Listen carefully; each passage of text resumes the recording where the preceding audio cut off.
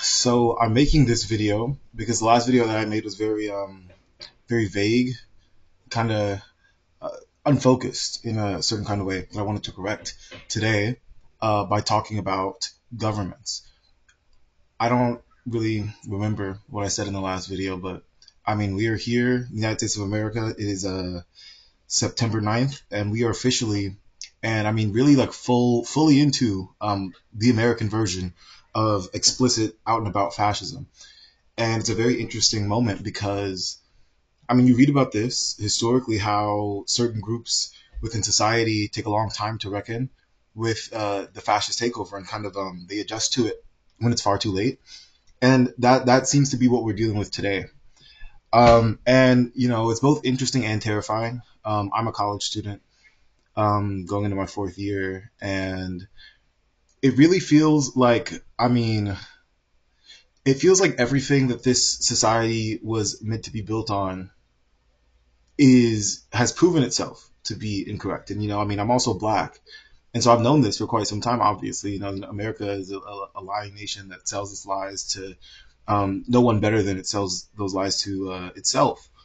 And I don't know, it's just interesting seeing how much further along we are than what we've already been. Because I mean, to grow up in poverty in the richest nation in the history of nations kind of gets rid of a lot of these myths. But then to have the president say, no, we need to rename the Department of Defense to the Department of War. I mean, I'm completely on board because that's what it's always been. It's never been anything but that.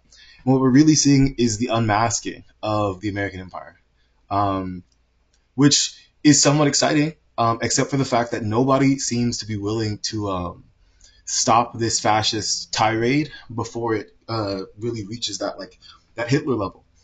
That's terrifying. That's terrifying. So what I really wanted to talk about in this video was just what governments really are. And I want to use my political science background to really help give people, if anyone's listening, that is, to give people some tools to deal with this moment and understand what type of power they actually have.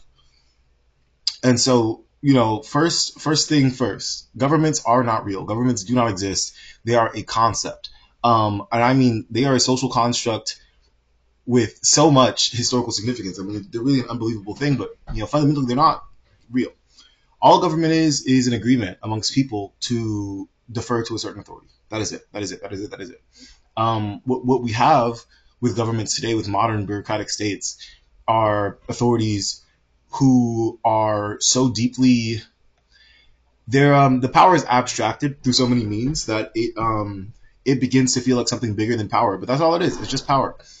And at the end of the day, power only exists in numbers. So the government's power isn't really the government's power because the government isn't real. The government's power is the power that you have agreed to give, your own power that you've agreed to give the government for the purposes of governing your life.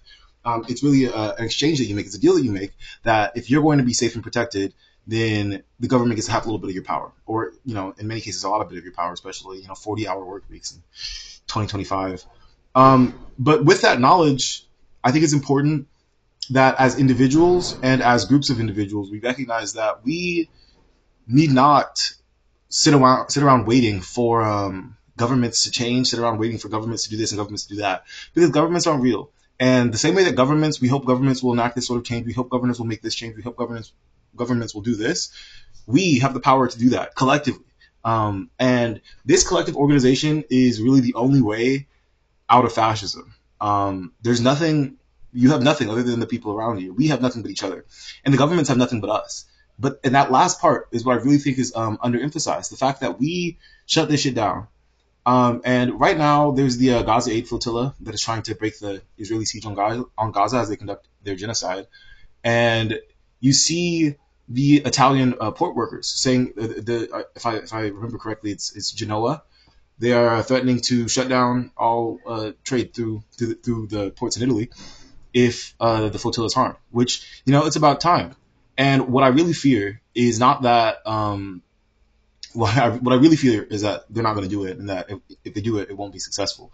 But what I fear beyond that is if it is successful, what happens if we are able to stop a genocide through collective action. But people in my country aren't aware, aren't able to really articulate, to really feel what it means to act collectively. Because in many, many, many, many, many ways, in every aspect of our life, really, we're told that our collective action is irrelevant, it's useless, it's stupid, it's liberal, it's gay, it's whatever.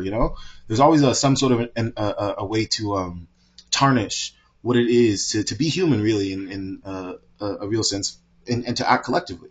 So just if you got through all 6 or so minutes of this video, just remember that you are the government. You're the government, and that's like the most powerful knowledge to have in a time like this. If you have a community, if you have family, if you have friends, if you have loved ones, if you have people of similar ideological persuasions, if you just have people around you, then you have the power not to succumb to this bullshit. And it's really, really disappointing that the people who are in power, in colleges, in universities, in local governments, in political party establishments, in business, every fucking where in society, they're cowards. They're cowards and they're losers because they know this. They know this, as a matter of fact, a lot better than most people do because they are actively involved in the processes that make it to where the power of us as individuals is melded into something that the state can wield in a collective sense. I mean, look at what is a police force. A police force is a tool of the state to wield against its people. A military is really not supposed to be that, but it can be.